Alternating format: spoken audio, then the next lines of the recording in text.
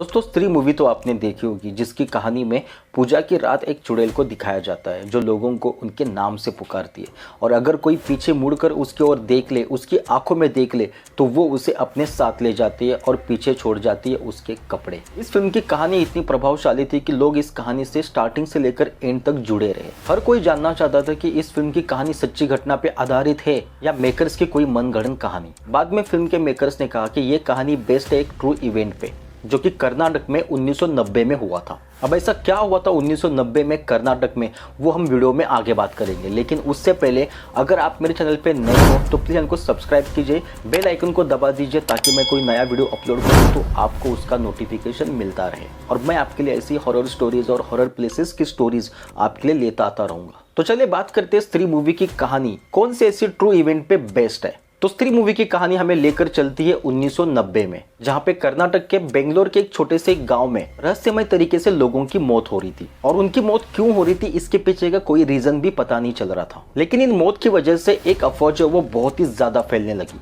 वो थी एक चुड़ैल की जो आधी रात को आपके दरवाजे पे आती है और आपके किसी परिजनों का आवाज निकालकर आपको पुकारती है, यानी कि वो फैमिली मेंबर जो घर में मौजूद नहीं है। ऐसे में इंसान जो वो अपने परिजन का आवाज सुनकर दरवाजा खोल देता है और उसकी मौत हो जाती है। तो जितनी भी मौतें हुई उस वक्त उसे इस चुड़ैल की कहानी के साथ जोड़ दिया गया, यानी कि रात में कोई तो आती है और अपने ही परिजनों की आवाज निकालकर आपको बाहर बुलाकर आपको मार डालती है। इस अफवाह ने उस वक्त उस गाँव के लोगों की नींद जो वो उड़ा रखी थी।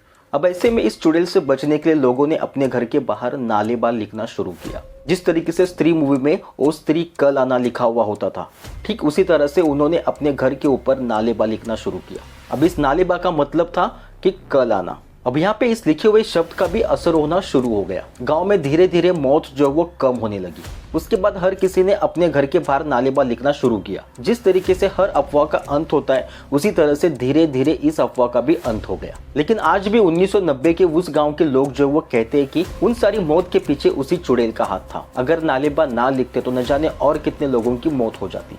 मैंने इस बारे में गूगल पे सर्च भी किया तो वहां पे यही पूरी कहानी जो वो मुझे नजर आई, यानी कि कुछ लोगों के लिए भले ये अफवाह हो लेकिन उस गांव के लोगों के लिए ये एक सच्ची घटना थी और उसी घटना पे आधारित जो है वो स्त्री मूवी की कहानी को लिखा गया। अब जो 1990 के जो बुजुर्ग है तो उन्हें जरूर इस बारे में पता होगा। अब ये तो बात हो गई कर्नाटक की। ऐसी सेम घटना जो वो तमिलनाडु के एक छोटे से गांव में भी होनी शुरू हो गई। वहां के लोगों ने भी एक ऐसी चुड़ैल को देखा जो इंसानों से बात करती है और जैसे ही कोई इंसान उसमें इंटरेस्ट दिखाने लगता है तो उसे मारकर अपने साथ ले जाती थी। और ये अफवाह भी इतनी बढ़ने लगी कि लोग जो है वो अपने साथ रात में लाठियां लेकर चलने लगे। इस बात की दहशत इतनी बढ़ गई कि लोगों ने भी सेम अपने घर के बाहर सेम उसी तरह से लिखना शुरू किया। लेकिन यहाँ पे तेलुगु में लिखा गया ओ स्त्री त्रिपुरा, मतलब ओ स्त्री कल आना। अब सिर्फ तमिलनाडु ही नहीं बल्कि बिहार के एक छोटे से गांव में भी ये अफवाह फैलने लगी कि एक बूढ़ी औरत आती है और वो प्याज मांगती है और अगर ना दो तो वो मार कर ले जाती है। इस अफवाह ने भी इतना जोर पकड़ लिया कि लोगों ने अपने घर के बाहर अपने हाथों के पंजों के निशान लगाना शुरू किया।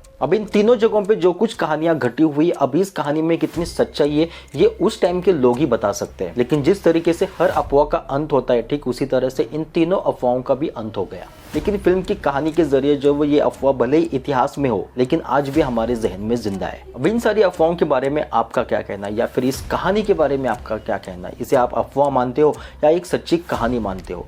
ये आप हमें कमेंट करके ज़रूर बताना। और अगर ये मेरा वीडियो उसी जगह से अगर कोई देख रहा है तो क्या हुआ था उस वक्त आप हमें कमेंट बॉक्स में बता दीजिए। तो चलिए दोस्तों मिलते हैं एक नए वीडियो के साथ, तब तक के लिए धन्यवाद। जय हिंद, जय भारत।